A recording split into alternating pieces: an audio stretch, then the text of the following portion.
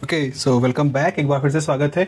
और आज हम लोग अपने ऑसिलेशन का जो चैप्टर चल रहा है इसके आखिरी टॉपिक पर आ चुके हैं। और आखिरी टॉपिक बच्चों हमारे पास है फोर्स्ड ऑसिलेशन। जैसा कि नाम सजेस्ट कर रहा है, फोर्स्ड ऑसिलेशन मतलब वो ऑसिलेशन जो फोर्सफुली कराए जाते हैं, जिनको बाहर से किसी फोर्स के द्वारा कराया जाता है। इसका सबसे अच्छा एग्जाम्पल है झूला।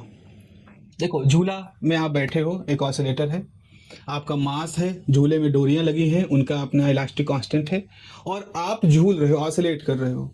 तो जब आप ऑसिलेट कर रहे हो तो क्या होता है, आप अपने तरफ से, मान लीजिए आपने को दूर गए और फिर उस पर कूद के चढ़ गए और आप ऑसिलेट करना शुरू कर दी। वो आपकी नेचुरल फ्रिक्वेंसी से, आपके मास और डोरी वगैरह पे, लंबाई पर डिपेंड कर रहा है, वो आपकी नेचुरल फ्रिक्वेंसी से आप ऑसिलेट करोगे।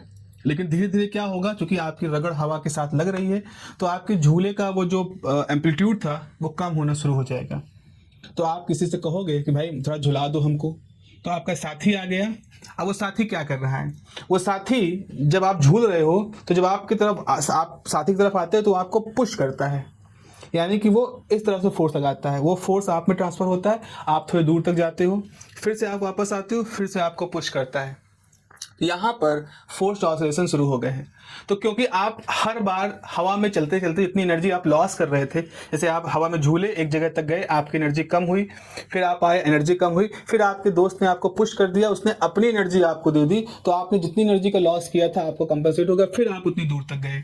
तो ऐसा लग रहा है कि आप बार बार उतनी ही दूर तक जा रहे हो, आपका एम्पलीट्यूड मेंटेन है, लेकिन डैम्पिंग जो इफेक्ट से जो आपकी एनर्जी लॉस हो रही थी, वो एनर्जी बाहर से आपका मित्र पूरा कर रहा है। तो आप तो झूल रहे हो, आप एक ऑसिलेटर की तरह से काम कर रहे हो जिसका एम्पलीट्यूड फिक्स है। लेकिन वो फिक्स एम्पलीट्यूड क्यों है? क्योंकि झूलते समय जितनी एनर्जी आप लॉस कर रहे हो, उतनी ही एनर्जी बाहर से आपके मित्र के द्वारा, आपके उस बाहर से जो ड्राइविंग फोर्स है उसके द्वारा आपको दे दी जा रही है। फिर सवाल ये आता है कि आप जब झूल रहे हो, आपके मित्र के द्वारा झुलाए जा रहे हो, तो आपके इस झूलने की फ्रिक्वेंसी क्या होगी? तो यहाँ पर एक सबसे बड़ी बात ये होती है कि इस समय आपकी जो फ्रिक्वेंसी होगी वो एक समय बाद आपके मित्र की फ्रिक्वेंसी के बराबर हो जाएगी। आपका दोस्त जितनी तेजी से आपको पुश करेगा, जितनी तेजी से, जितनी धीमे से आपको पुश करेगा, जो फ्रिक्वेंसी वो अप्लाई करेगा उसी फ्रिक्वेंसी से आप उस पर झूलोगे। आपकी तेजी बाहर वाले फोर्स के ही बेस पर आपका डिपेंडेंसी आपकी हो जाएगी। तो इस समय क्या होता है, आपका जो फोर्स है, जो बाहर वाला फोर्स है, उसको ड्राइविंग फोर्स कहते हैं, और आप जो बॉडी है उसको ड्रिवन ऑसिलेटर कहा जाता है। मतलब बाहर जो ड्राइवर है उसके हिसाब से अब आपका फ्रिक्वेंसी हो गई है। तो ये एक ऐसा केस है जहां पर कि बाहर से जो फ्रिक्वेंसी लग रही है वो फ्रिक्वेंसी ही ऑसिलेटर की फ्रिक्वेंसी को डिसाइड करना शुरू कर देती है। ये फोर्स ऑसिलेशन की खास बात है। तो अगर हम तीनों ऑसिलेशन को देखें, पहला ऑसिलेशन जहां हमने फ्रिक्शन नहीं माना था, फ्री ऑसिलेशन था, वहां नेचुरल फ्रिक्वेंसी पर ही आपका बॉडी ऑसिलेट कर रहा था। दूसरी हमने कौन सी मानी थी? दूसरी हमने मानी डैम्प्ड ऑसिलेशन, जहां हमने देखा कि आपके पास जो बॉडी है वो फ्रिक्शन की वजह से अपनी एनर्जी का कुछ ना कुछ लॉस कर रही है, अपनी एनर्जी कुछ हिस्सा लॉस कर रही है, जिसकी वजह से उसके एम्पलीट्यूड समय के साथ साथ जीरो हो जाते हैं। फिर तीसरा केस आज हम बात कर रहे हैं फोर्स्ड ऑसिलेशन की। फोर्स्ड ऑसिलेशन में क्या होता है कि आपका जो बॉडी है जिसकी एम्पलीट्यूड समय के साथ साथ कम होने लगता है, अगर उसको बाहर से सपोर्ट मिल जाए, किसी बाहरी फोर्स का, बाहरी कोई ऑब्जेक्ट उस पर फोर्स लगाए, तो उस सपोर्ट की वजह से क्या होगा कि वो बॉडी ऑसिलेट करना शुरू कर देगी, उसका एम्पलीट्यूड मेंटेन कर लेगी। लेकिन इस दौरान उसकी एनर्जी तो मेंटेन हो जा रही है, लेकिन उसको कुर्बान क्या करना पड़ेगा? उसको कुर्बान करनी पड़ेगी अपनी फ्रीक्वेंसी, क्योंकि अब वो फ्रीक्वेंसी वो बाहर से वाला एजेंट जो कि फोर्स लगा रहा है वो कंट्रोल करेगा, ना कि झूले के बैठे हुए आप। तो इस तरह से पूरा ऑब्जेक्ट होता है।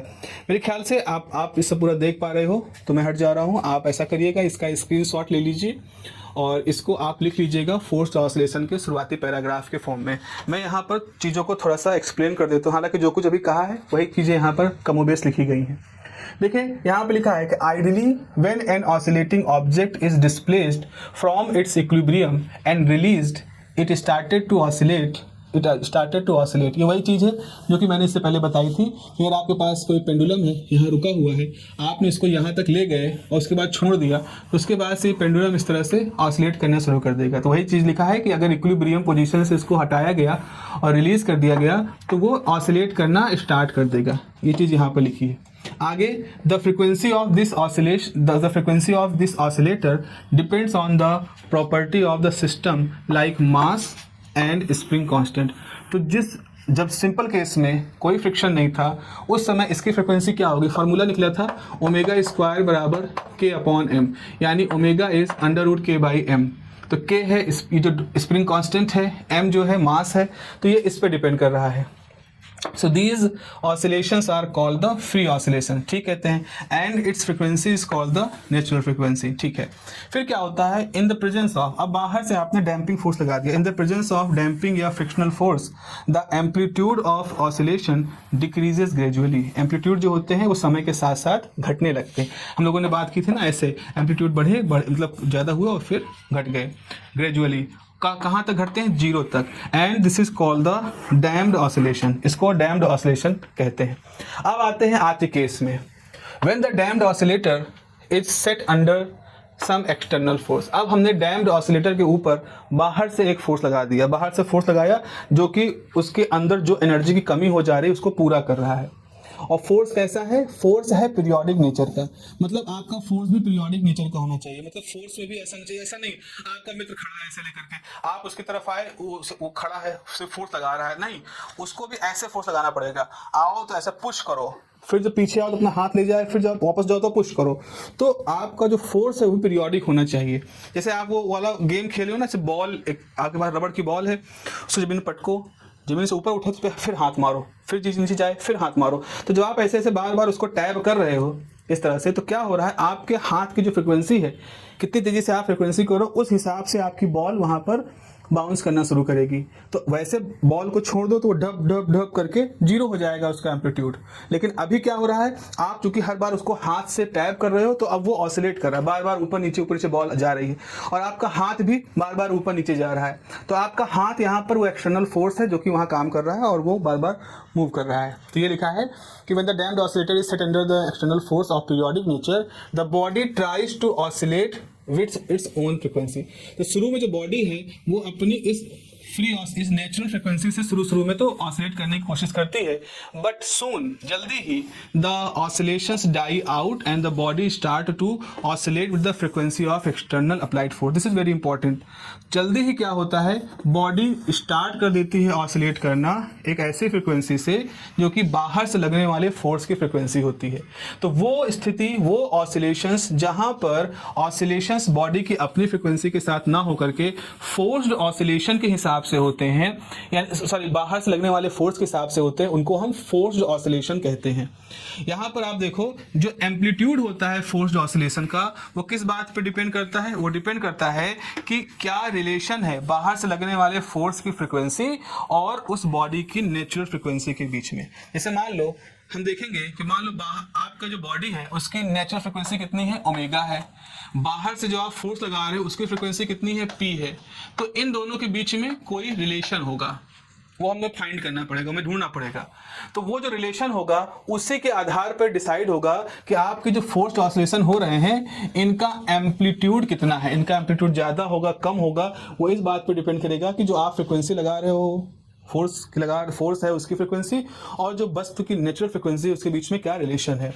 अब इस स्थिति में जो ऑसिलेटिंग बॉडी होती है जो कि ऑसिलेट कर रही है उसे कहा जाता है ड्रिवन हार्मोनिक ऑसिलेटर। ड्रिवन मतलब ये बाहरी कंट्रोल से चल रहा है, बाहर का कंट्रोल है इसके ऊपर। And the external force is called the driving force, और जो बाहर से बल लगा रहे हो उसे कहते हैं ड्राइविंग फोर्स।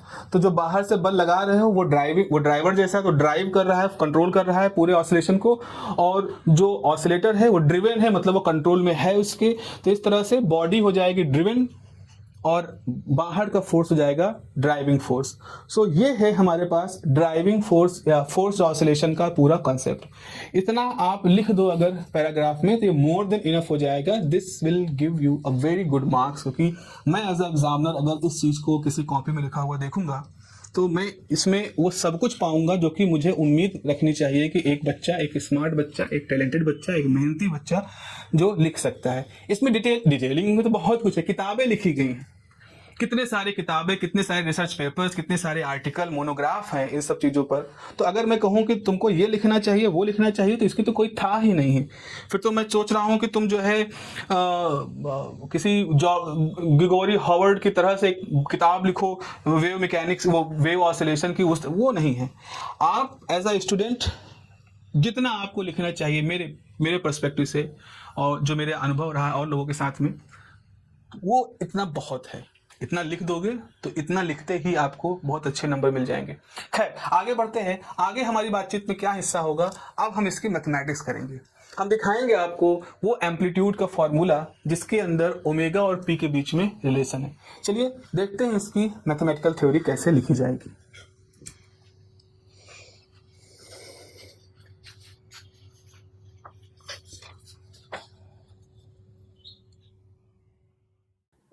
तो अगला टॉपिक हमारे पास फोर्स्ड ऑसिलेशन है और हमें फोर्स्ड ऑसिलेशन की थ्योरी पढ़नी है। तो लॉजिक इसका वैसा ही है कि आपके पास कोई ऑसिलेटर है, जैसे आपके पास एक ऑसिलेटर है और जो ये ऑसिलेटर था इसके चारों तरफ कोई डैम्ड मोशन हो रहा था, डैम्ड मीडियम था ऐसी, जिससे कि इसकी एनर्जी बाहर जा रही थी। तो फिर हमने क्या किया, इसके ऊपर एक बाहर से एक्सटर्नल फोर्स लगाया। एक्सटर्नल फोर्स जब इस ऑसिलेटर के ऊपर का लग रहा है तो ऑसिलेटर जो है वो इस फोर्स के इन्फ्लुएंस में अब ऑसिलेशन कर रहा है। ठीक है, तो यहाँ पर कौन कौन से फैक्टर्स आपके पास काम कर रहे हैं, जो कौन कौन से फोर्सेस हैं जो आपके इस सिस्टम के ऊपर लग रहे हैं। पहला तो है रीस्टोरिंग फोर्स। तो आपके पास एक रीस्टोरिंग फोर्स है। लिखोगे क्या, लिखने का वही तरीका है कि आप लिखोगे कि मान लीजिए कि let us consider N oscillating system जिसका डिस्प्लेसमेंट x है और वो इक्विलिब्रियम से x डिस्टेंस पे जा रहा है और फिर ऑसिलेट कर रहा है किसी पीरियोडिक फोर्स के इन्फ्लुएंस में, और फिर हमारा कुछ एक्सटर्नल फोर्स पे काम कर रहा है। तो रीस्टोरिंग फोर्स है वो क्या है, that is the minus time kx। दूसरा क्या है, आपका डैम्पिंग फोर्स है। भाई वहाँ पर एक बाहर से डैम्पिंग इफेक्ट लग रहा है तो उस पर एक डैम्पिंग फोर्स है। तो आपने कह दिया डैम्पिंग फोर्स जो फ्रिक्शनल फोर्स है वो है minus b time d x by d t, यानी कि वेलोसिटी का है। तीसरा क्या है कि एक एक्सटर्नल पीरियोडिक फोर्स है।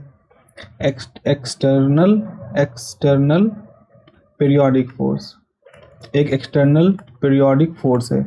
ये फोर्स यहाँ पर डायग्राम में शो हो रहा है जो कि बाहर से लग रहा है। तो आप कहोगे कि एफ एक्सटर्नल है जिसकी वैल्यू है F0 sign time P T. यहाँ पर पी क्या है, ये जो बाहर से फोर्स लग रहा है ये भी पीरियोडिक नेचर का है, तो इसकी जो फ्रिक्वेंसी है वो आपने पी मानी है। ठीक है, यहाँ पर तो एफ नॉट क्या है, तो आप लिख दोगे कि F not is the amplitude, F not is the amplitude of external periodic force. बाहर से लगने वाला जो बल है वो पीरियोडिक नेचर का है, उसकी अपनी फ्रिक्वेंसी है और उसका अपना एक एम्पलीट्यूड है। अब इसकी जो फोर्स इक्वेशन होगी, टोटल फोर्स क्या होगा इस बॉडी पर जो कि ऑसिलेशन कर रहा है, फोर्स्ड ऑसिलेशन, इस पे जो टोटल फोर्स होगा F, उसके अंदर आपका रिस्टोरिंग फोर्स भी होगा, आपका फ्रिक्शनल फोर्स भी होगा, आपका जो एक्सटर्नल फोर्स है वो भी सब होगा। तो हम लोग क्या करते हैं, न्यूटन्स लॉ के हिसाब से इसको लिख लेते हैं m2x स्क्वायर mt स्क्वायर, ये है माइनस k टाइम x, ये है minus b dx by dt, और ये है आपका F0 साइन pt। ठीक है, इसका साइन प्लस रहेगा और ये दोनों जो कि अभी से b है ये डैम्पिंग इफेक्ट है, डैम्पिंग मतलब जो एनर्जी कंज्यूम कर रहे हैं तो उसका माइनस साइन है।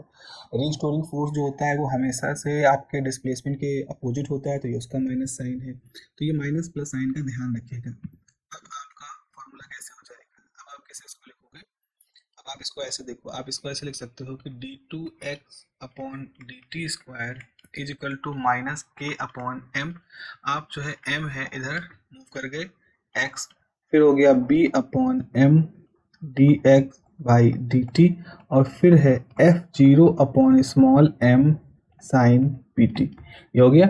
अब ऐसा करते हैं कि पुट कर दे यहाँ पर k बाई m को हम शुरू से क्या मानते आए हैं, omega square, b by m को हम मान लें 2 टाइम r, ये पहले भी मान चुके हैं, और F0 बाई m को हमने स्मॉल f0 ले लिया, मैग्नीट्यूड को मास से डिवाइड करने के बाद जो आता है।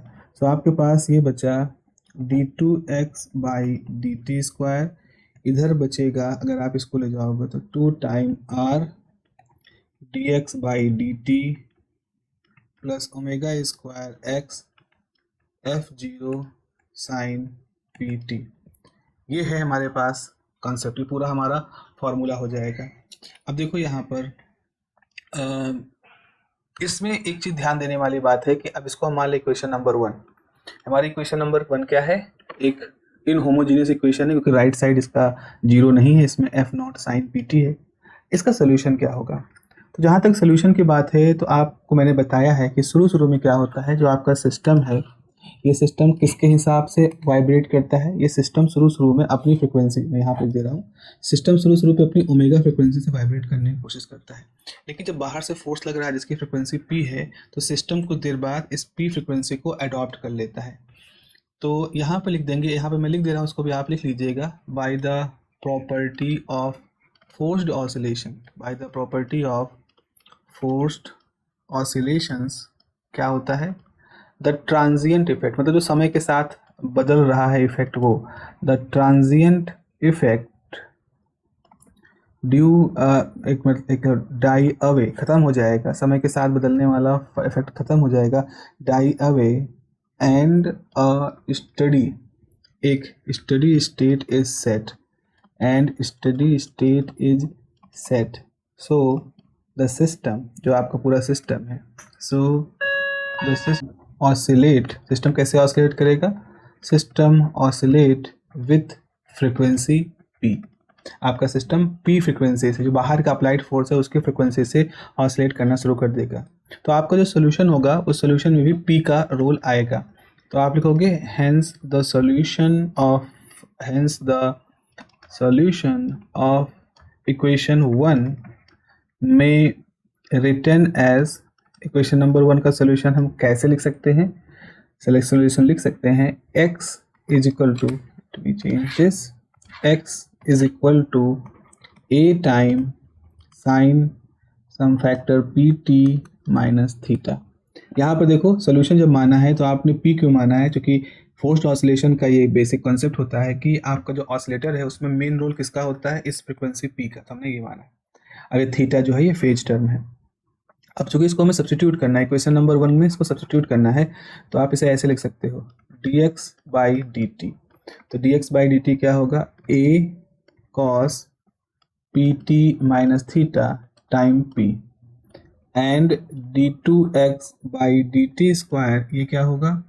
a sine time P T minus theta, और फिर से माइनस साइन आ जाएगा क्योंकि कॉस का डिफ्रेंसिएशन माइनस साइन होगा, और फिर आपका पी स्क्वायर हो जाएगा। ठीक है, सो इक्वेशन 1 क्या हो जाएगा? सो इक्वेशन 1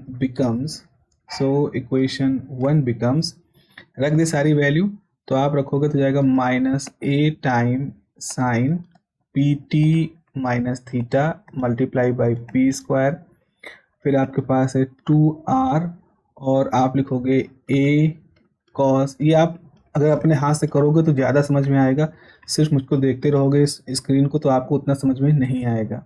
और फिर omega square a sine P T minus theta, और राइट साइड में हमारे पास है f0 साइन। अब एक चीज़ हम करते हैं, हम क्या करते हैं? पी टी में थीटा को माइनस करते हैं, थीटा को प्लस करते हैं, सो दैट कि लेफ्ट हैंड साइड में भी पी टी माइनस थीटा का टर्म रहे और राइट साइड में भी पी टी माइनस थीटा का टर्म रह जाए। अब देखें, अब यहाँ पर हम कुछ क्लबिंग कर सकते हैं, मतलब कुछ चीज़ों को एक साथ रख सकते हैं। जरा एनालिसिस देखें, साइन पी टी का टर्म यहाँ पर भी है, साइन पी टी का टर्म यहाँ पर भी है, तो हम इस टिक वाले हिस्से को एक साथ लिख सकते हैं। कॉस का टर्म यहाँ पर है तो इसको अलग छोड़ देंगे। राइट साइड में साइन ए प्लस बी को है, इसको एक्सपैंड कर सकते हैं। तो ये सारे काम हम अगले स्टेप में एक साथ करेंगे, देखें कैसे होगा। आप इसको ऐसे लिख सकते हैं, आप अगर इसको रखोगे तो ये आपके पास हो जाएगा omega square minus P square. देखो यहाँ से पी स्क्वायर बचेगा, यहाँ से ओमेगा स्क्वायर बचेगा, और बाहर क्या हो जाएगा? A time sine P T minus theta. ठीक है, फिर यहाँ से क्या बचेगा? यहाँ से बचेगा 2 time r a cos P T minus theta multiply by p. Right side में क्या होगा? f0। अब यहाँ पे लिखोगे साइन ए मतलब P T minus theta into cos B cos theta, फिर होगा cos P T minus theta multiply by sine theta. ये ऐसा करने का फ़ायदा क्या होगा कि हमें लेफ्ट साइड में तो a साइन पी टी के टर्म है, a कॉस पी टी के टर्म है, राइट साइड में भी साइन पी टी के टर्म और कॉस पी टी के टर्म अब हमारे पास मिल गए हैं। ठीक है ना? सो आप इसको कैसे लिख सकते हो?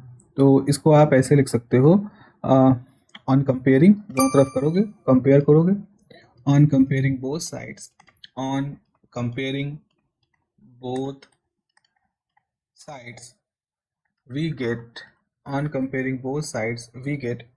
देखो एक चीज़ ध्यान से देखो, राइट साइड में आपके पास है F0 cos theta sine P T के साथ में, और इधर लेफ्ट साइड में क्या है, ए ओमेगा स्क्वायर पी ये है।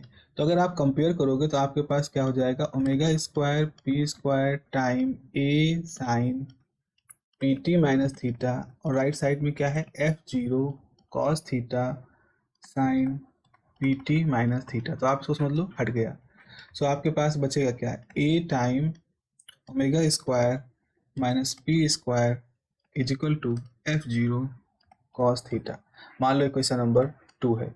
इसी तरह से अगर आप इस वाले टर्म को, कॉस के टर्म को इसके साथ इक्वेट करोगे तो आप लिख सकते हो 2RP time A is equal to F0 sine theta, और ये इक्वेशन नंबर 3 है।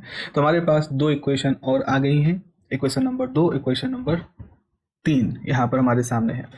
अब इक्वेशन नंबर 2 और इक्वेशन नंबर 3 इस तरह की जब इक्वेशन आती हैं तो हम लोग जनरली क्या करते हैं, हम इनको स्क्वायर करते हैं और ऐड कर देते हैं। तो आप लिखोगे on squaring and adding, square करो और ऐड करो, on squaring and adding the equations 2 and 3।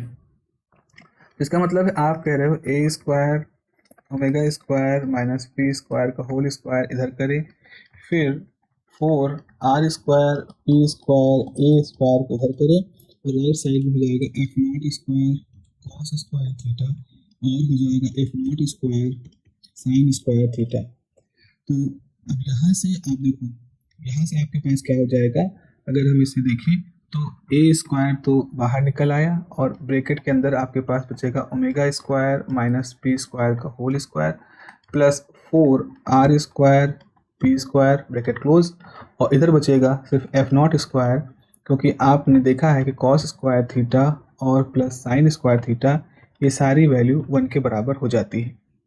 तो फाइनली आप यहाँ से अगर एम्पलीट्यूड की बात करो तो एम्पलीट्यूड का स्क्वायर जो होगा वो हो जाएगा F naught square divided by omega square minus P square का whole square plus 4 R square P square. यहाँ से आप एम्पलीट्यूड निकालोगे तो F naught upon under root omega square minus P square का होल स्क्वायर, और फिर हो जाएगा 4 time R square P square.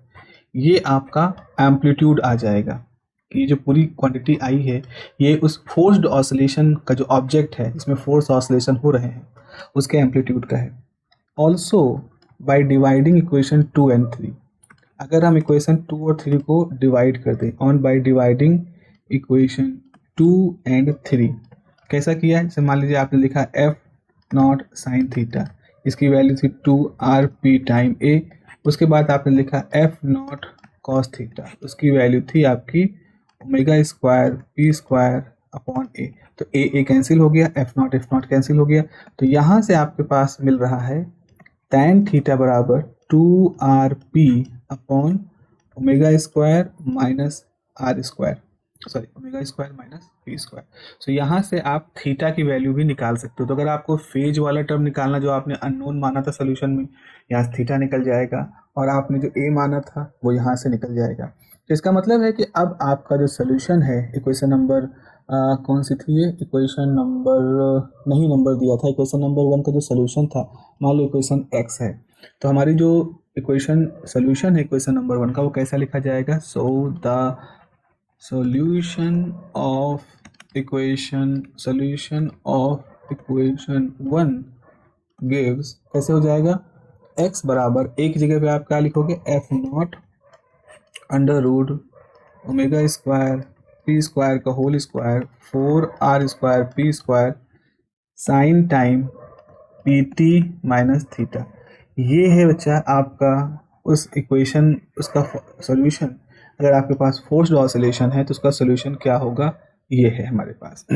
ठीक है, यहाँ पर आप देख रहे हो साइनसोइडल बिहेवियर भी है। और अब एम्पलीट्यूड के बारे में देखो, एम्पलीट्यूड में ये ओमेगा स्क्वायर पी स्क्वायर आ रहा है, तो मतलब एम्पलीट्यूड कब ज़्यादा होगा, कब एम्पलीट्यूड मिनिमम होगा, सिचुएशन क्या होंगी। और यहाँ से हम एक कंडीशन निकाल सकते हैं जिसे कहते हैं एम्पलीट्यूड रिजोनेंस की कंडीशन। तो ये जो इक्वेशन है इसको मैं क्या नाम दूंगा, इस इक्वेशन का नंबर कितना होगा, 3 है ही 4। तो इक्वेशन नंबर 4 जो है ये अब हमारा शुरुआती इक्वेशन होने वाली है, जहाँ से हम आगे बात करेंगे। जैसे एम्पलीट्यूड रिजोनेंस की बात करेंगे, उसमें लो ड्राइविंग फ्रिक्वेंसी है, हाई ड्राइविंग फ्रिक्वेंसी है, इसकी बात करेंगे। हम देखेंगे कि रिजोनेंस होने के लिए आपके बाहर वाली फ्रिक्वेंसी का वैल्यू कितना होना चाहिए, फिर उसके साथ और अप्लाइड फ्रिक्वेंसी कितनी होती है, मैक्सिमम एम्पलीट्यूड क्या होता है, उस मैक्सिमम एम्पलीट्यूड का कांस्टेंट कैसे कैलकुलेट करते हैं, और फिर आखिर में रिजोनेंस कैसे होते हैं, वो सारे हिस्से हमको यहाँ पर पढ़ने हैं। तो अगले वीडियो में बच्चों हम लोग बात करेंगे एम्पलीट्यूड रिजोनेंस, और बाकी की डिटेलिंग है जो इस पोस्ट ऑसिलेशन की, उसको हम लोग वहाँ पे देखेंगे। So that will be the last lecture for this oscillator. चलिए आगे बात करते हैं, ध्यान रखिए। Have a nice